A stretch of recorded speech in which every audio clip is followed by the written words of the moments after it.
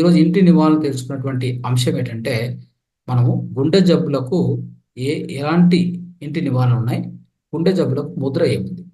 ముద్ర మీకు అందరికి తెలిసే ఉంటుంది, ఇప్పటికే చెప్పాను. సో మొట్టమొదటి రోజున మన అత్యవర పరిస్థితుల్లో ఈ ఆకుప్రెజర్ పాయింట్స్, దానికంటే ముందు సో మన యొక్క హృదయాన్ని 100 సంవత్సరాలు గ్యారంటీగా మనం ఉంచుకోవడానికి పనికొచ్చే ఒకే ఒక అద్భుతమైన ముద్ర మనందరికి తెలుసు. ఎవరైనా చేసి చూపిస్తారా ఎలా చేయాలనేది? ఆ ముద్ర పేరేంటి, అది ఎలా చేయాలి? చేయొద్దండి, ఎవరు చెప్తారు?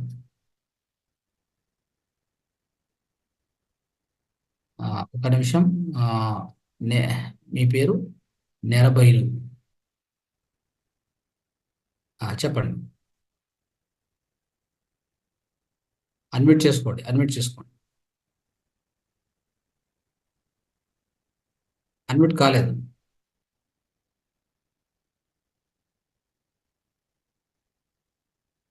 చెప్పండి.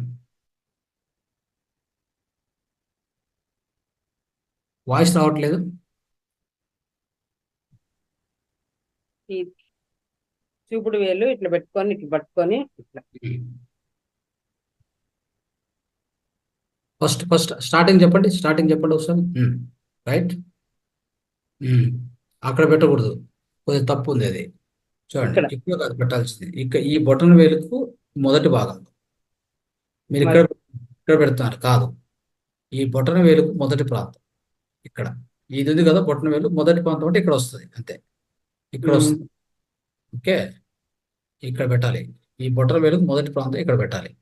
తర్వాత ఈ రెండింటిని ఇట్లా ఇలా ఇలా కలపాలి, కలిపి నీట్గా పెట్టుకోవాలి. ఇది ఓకే, ఇలా చేయాలి. సో ఈ ముద్ర పేరు ఏం పేరు? హృదయ ముద్ర. సౌండ్ రావట్లేదు.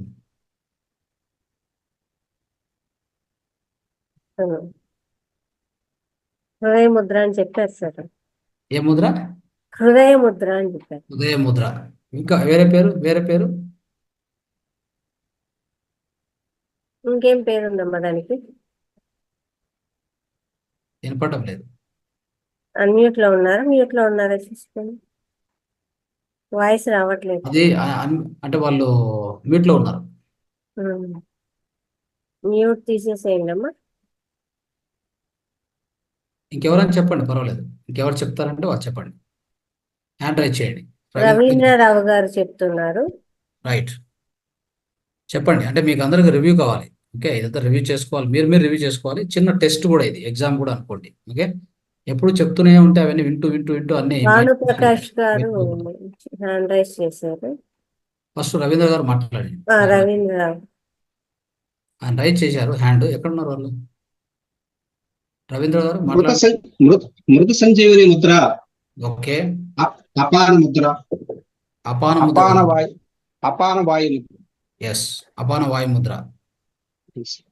రైట్, అపాన వాయు ముద్ర, మృత సంజీవని ముద్ర, హృదయ ముద్ర కదా? Right right.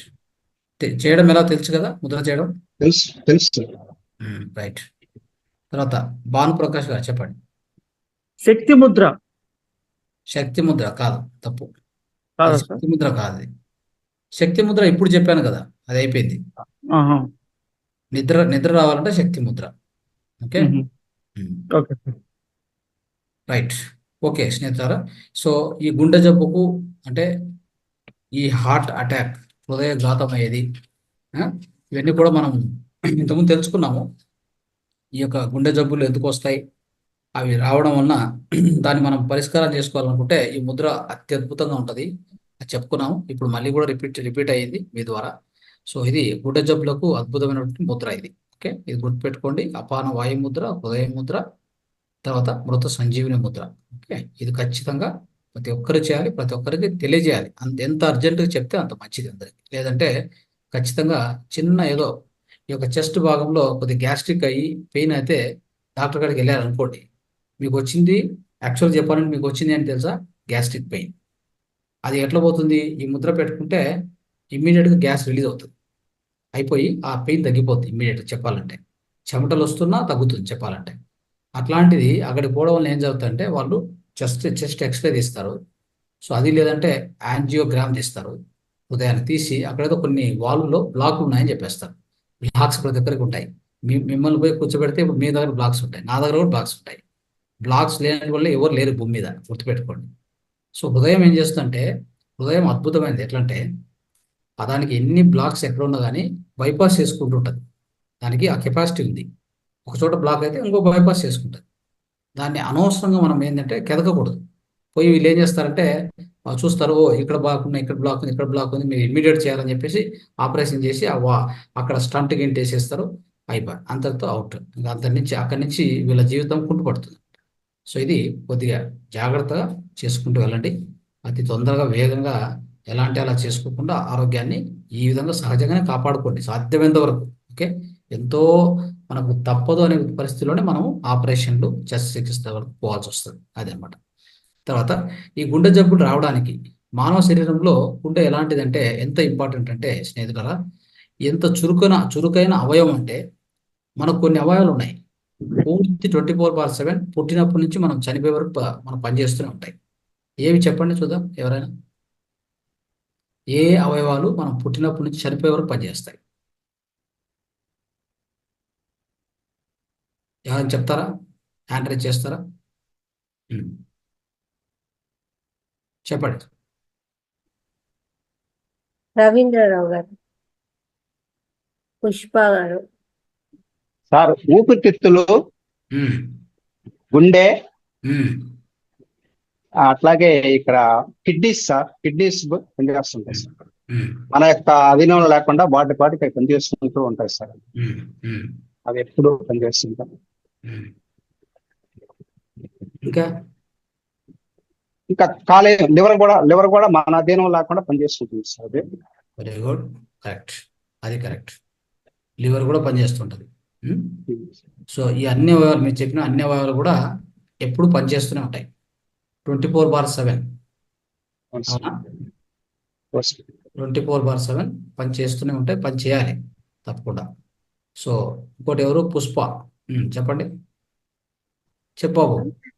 Sir brain and lungs sir. Brain brain అనేది ఎప్పుడు పనిచేయదు. లంగ్స్ లంగ్స్ పనిచేస్తాయి, అదే ఊపిరితిత్తులు. Okay, Okay, sir. బ్రెయిన్ వచ్చేసి కొన్నిసార్లు అవసరం కూడా ఉండదు అనమాట. అంటే తక్కువ పనిచేస్తూ ఉంటుంది, అతి తక్కువ పనిచేస్తుంది, పూర్తిగా పనిచేయదు.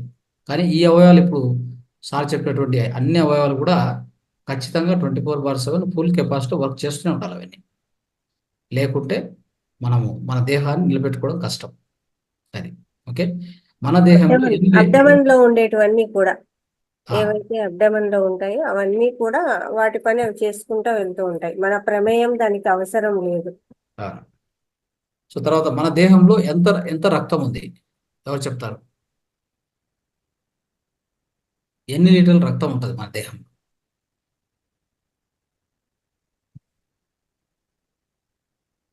రవీంద్రరావు గారే చెప్తున్నారు. ఇంకెవరన్నా ఉన్నారా? చెప్పండి. రవీంద్రరావు గారు మ్యూట్ లో ఉన్నారు. 6 లీటర్లు ఉంటాయి సార్. Very good. సో బాగా రవీంద్ర గారు సైన్స్ పరంగా ఫుల్ స్టడీ చేశారు. నడిచింది sir. Very good, very good, right. So స్నేహితులారా, మన దేహంలో 5 నుంచి 6 లీటర్ రక్తం ఉంటుంది. నిత్యము దీన్ని పంప్ చేస్తూ ఉండేది హృదయము. తర్వాత 5 నుంచి 6 లీటర్ రక్తంలో 5 నుంచి 6 గ్రాముల గ్లూకోజ్ ఉంటుంది. ఇది కూడా గుర్తుపెట్టుకోండి. Minimum at any point of time ఏదైనా ఒక పరిస్థితిలో అంత గ్లూకోజ్ చాలు మనకి. దానిపైన వెళ్ళే కొద్దీ ఈ యొక్క డయాబెటీస్ అవి ఇవి వస్తూ ఉంటాయి. ఎప్పుడైనా మనకు గ్లూకోజ్ 5 నుంచి 6 గ్రాముల గ్లూకోజ్ అయిపోయింది అనుకోండి, ఖర్చు చేసామనుకోండి, అంటే మనం చూడడము, రాయడము, లేదంటే ఇక ఎక్కడికన్నా నడచడము, ఇంకొకరితో మాట్లాడడము, వీటన్నిటికి శక్తి కావాలి కదా. భౌతిక శక్తి ఉపయోగపడుతుంటుంది. ఆ శక్తి అయిపోయింది అనుకోండి, లేదంటే ఇప్పుడు అంటే నడిచామనుకోండి, వాకింగ్ చేసి వచ్చాం, ఆ మొత్తం గ్లూకోజ్ ఖర్చు అయిపోయింది. అప్పుడు మనకు ఫ్రెష్గా హాయిగా మంచిగా ఆకలి అవుతుంది. కారణం అదే, ఆ లోపల గ్లూకోజ్ ఖర్చు అవుతుంది అనమాట. కానీ మనం తినే ఆహారం ద్వారా 5 నుంచి 6 గ్రాములు కాదు, మన లోపలికి వస్తుంది ఎంత తెలుసా? 45 గ్రాములు, 100 గ్రాములు, 150 గ్రాములు. ఇక అది కరిగేది ఎప్పుడు? కరగదు కాబట్టి అది దేనిగా మారుతుంది కరగకపోతే? చెప్పండి చూద్దాం, ఎవరైనా చెప్తారా? కరగకపోతే ఏమవుతుంది? గ్లూకోజ్. మనం కరిగించలేదు, అరిగించలేదు, ఉపయోగించలేదు అంటే ఏమవుతుంది? ఉపయోగించినటువంటి glucose, unused glucose, what will happen to that? Bhanuprakash. కొవ్వుగా మారుద్ది. కొవ్వుగా మారుద్ది. ఇంకా అదొకటేనా, ఇంకేమైనా ఉందా? అదొకటి. ఇంకొకటి కూడా ఉంది, చెప్పాలి అది. దాని పేరు bad cholesterol, LDL VDL. Cholesterol. Yes, bad cholesterol. Um. Right. Okay స్నేహితులారా, ఈరోజు ఇంకొద్దిగా తెలుసుకుందాం. అంటే 51 ఏళ్ళుగా ఎంత పని చేశారో మనం అన్ని లెక్కలు తీస్తే ఈ అద్భుతమైనటువంటి హృదయమైనటువంటి అద్భుతమైనటువంటి ఒక అవయవం అని చెప్పొచ్చు. అంటే 51 సంవత్సరాలు ఎవరైనా బతికితే 51 సంవత్సరాలు ఎంత అద్భుతంగా పనిచేసుకొని వచ్చింటుంది అది. ఏ రోజు నిరంతర శ్రమ, ఏ రోజు అలుపు లేదు, సొలపు లేదు దానికి. అలాంటి రెస్ట్ తీసుకోకుండా పనిచేస్తూ ఉంటుంది. కాబట్టి దాన్ని ఎలా పెట్టుకోవాలి మరి అంటే దాన్ని ఆరోగ్యవంతంగా పెట్టుకోవాలి. ఎందుకు దాని యొక్క ఆరోగ్యం చెడిపోతుంది? ఇదే కారణాలు. అంటే మనం తినే ఆహారం ఒకటి, ఆహారంలో ఎక్కువగా పీచు పదార్థం ఉండదు, పీచు పదార్థం అసలు ఉండదు. ఎక్కువగా ఈ కొవ్వు అంటే మాంసాహారం తినే వాళ్ళకి, అదే కాకుండా శాకాహారం తినే వాళ్ళకి కూడా ఈ రోజుల్లో మనకు హృదయ సమస్యలు వస్తున్నాయి, ఐబీపీ వస్తుంది. వీటన్నిటి కారణము మనం తినే ఆహారము సమగ్రంగా ఉండాలి. పీచు పదార్థం ఉండాలి, దాంట్లో సహజమైన ఆహారం ఉండాలి, ఉడికించింది తక్కువ ఉండాలి. ఇవన్నీ మనం ప్రతిరోజు గుర్తుంచుకొని చేయవలసినటువంటి పనులు ఇవన్నీ. ఓకే. సో ఒకే ఆహారం తింటూ తింటూ తింటూ మన లోపల గ్లూకోజ్ పెంచుకుంటూ, సో ఇష్టం వచ్చినట్టుగా స్వీట్లు తినడం, ఇష్టం వచ్చినట్టుగా టీలు తాగడం, కాఫీలు తాగడం, ఇలాంటివన్నీ ఎక్కువ చేసే కొద్దీ మన దేహంలోకి మనం అనుకోకుండా తెలియకుండానే వెళ్తూ ఉంటుంది గ్లూకోజ్. అది పెరిగే కొద్దీ ఏమవుతుందంటే ఈ హృదయానికి పోయేటువంటి ధమనులు, ఈ యొక్క నాళాలు ఉంటాయి కదా, ఆ లోపల పేరుకుపోతాయి అన్నమాట. అదే ఇప్పుడు మనం బ్యాడ్ కొలెస్ట్రాల్ అని చెప్పేది. దాని నుంచి హార్ట్ అటాక్లు, ఇంకా ఈ గుండె జబ్బులు కూడా వస్తుంటాయి. సరే, అదొకటే కాదు, గుండెకి సమస్యలు వచ్చేది దాన్ని నివారించాలంటే మానసిక ఒత్తిడి నుంచి మనం బయటపడాలి. ఆందోళన, కోపము, భయము, డిప్రెషను, టెన్షను, దురాశ, తర్వాత నిస్పృహలు, అసూయలు, వీటన్నిటికి దూరంగా ఉండాలి. అది కూడా చాలా చాలా చాలా ఇంపార్టెంట్. తర్వాత జడమైన ఆహారం, జిడ్డుగల ఆహారం, ఎక్కువ నూనెలో పోయించేటువంటి ఆహారం అది తినకూడదు ఎట్టి పరిస్థితుల్లో కూడా. ఎక్కువగా వేయించిన ఆహారం, ఫ్రై చేసినటువంటి ఆహారం, ఫ్రైడ్ ఫుడ్ అంటాం కదా, ఎక్కువగా నల్లగా మార్చి అలాంటి ఫ్రై చేసినటువంటి ఏది కూడా తినకూడదు. మాంసం లేదు, బేకరీ పదార్థం అస్సలు తినకూడదు. ఈ యొక్క కూల్ డ్రింక్స్ అవి అస్సలు ఉపయోగించకూడదు. ఓకే. సో ఇలాంటివన్నీ మనం ఎప్పుడైతే తీసేస్తూ పోతామో మన జీవితంలో ఖచ్చితంగా గుండె సమస్యల నుంచి మనము బయటపడేటువంటి అవకాశము, గుండె జబ్బులు అనేవి ఎప్పుడూ కూడా రాకుండా మనం కాపాడుకోవచ్చు మిత్రులారా. తర్వాత వీటి నుంచి కొద్దిగా మనం ఇలాంటి ఈ గుండెకు సంబంధించిన సమస్యల నుంచి మన యొక్క సహజ జీవన శైలి ఎలా పెట్టుకుంటే ఇంకా ఈ యొక్క గుండె ఆరోగ్యం అద్భుతంగా ఉంటుందంటే అవి కొన్ని చెప్తాను నేను, అవి కూడా పాటించండి. రోజు తలస్నానం చేయడం తప్పనిసరిగా చేయాలి. అతి వేడి నీరు అసలు మంచిది కాదు. రోజు వాకింగ్ తప్పనిసరి. ఓకే. తర్వాత రోజు కనీసం 21 సార్లు ఓంకారాన్ని జపించాలి. అది చాలా ప్రభావం చూపిస్తుంది మన యొక్క హృదయం మీద. ఒక 21 సార్లు కూర్చొని హాయిగా ఒకసారి దీర్ఘంగా ఈ చిన్ముద్ర పెట్టుకోండి. చిన్ముద్ర చూడండి ఎలా చేయాలి. చిన్ముద్ర పెట్టుకోవాలి, నిటారు కూర్చోవాలి. శ్వాసను ఒక 3-4 సార్లు నిదానంగా తీసుకొని నిదానంగా వదలాలి. అట్లా ఒక 3 సార్లు తీసుకున్నాక నెక్స్ట్ ఇలా కూర్చొని గిటార్ కూర్చొని ఓ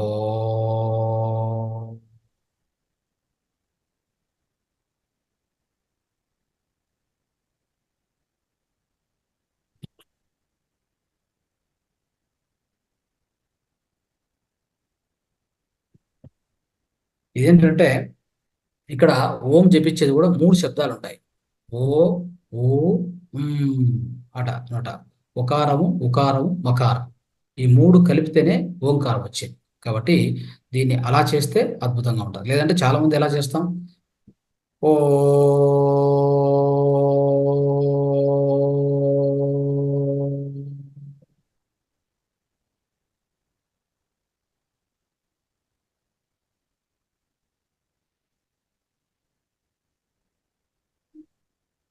అలా చేస్తూ ఉంటాం కదా. అలా కాకుండా ఓ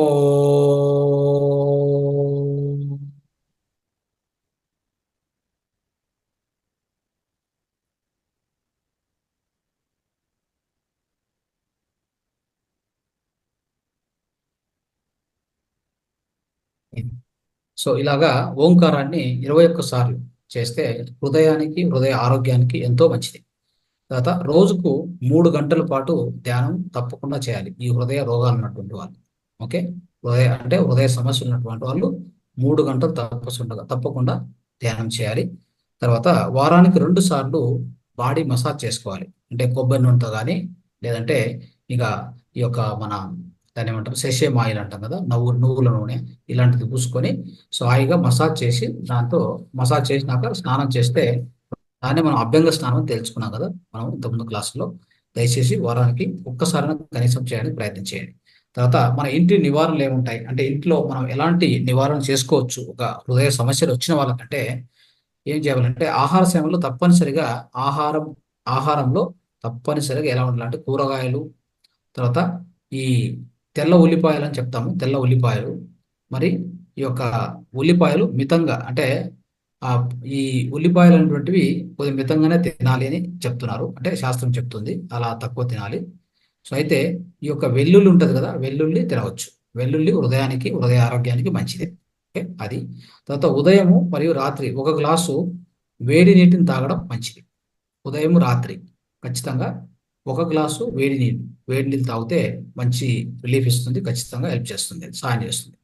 రాత్రిపూట తేలికపాటి ఆహారము లేదంటే ఉపవాసం. రాత్రి తినకూడదు, ఆహారం తినకూడదు ఎవరు, ఈ హృదయ సమస్య ఉన్నటువంటి వాళ్ళు.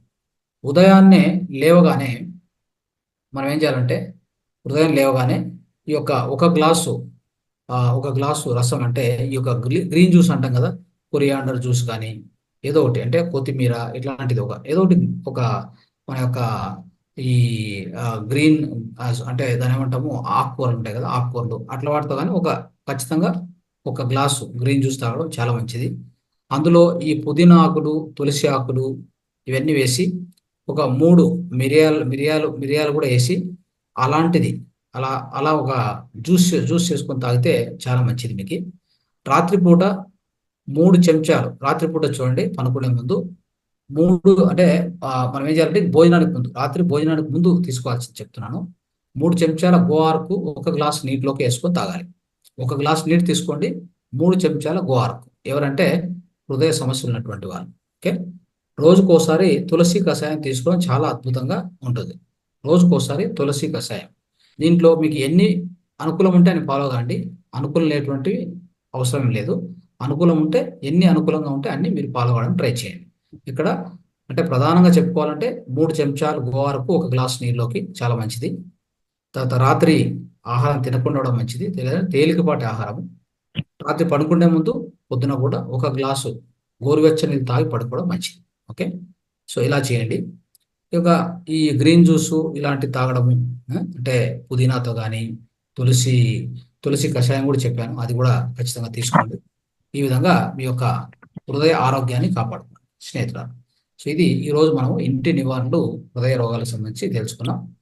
దీంతో మన యొక్క అన్ని విషయాలు కూడా ఈరోజు మనం చెప్పదలుచుకున్నటువంటి, అంటే మనం నేర్చుకోవాల్సిన అన్ని విషయాలు కూడా పూర్తిగా కంప్లీట్ చేసుకున్నాం.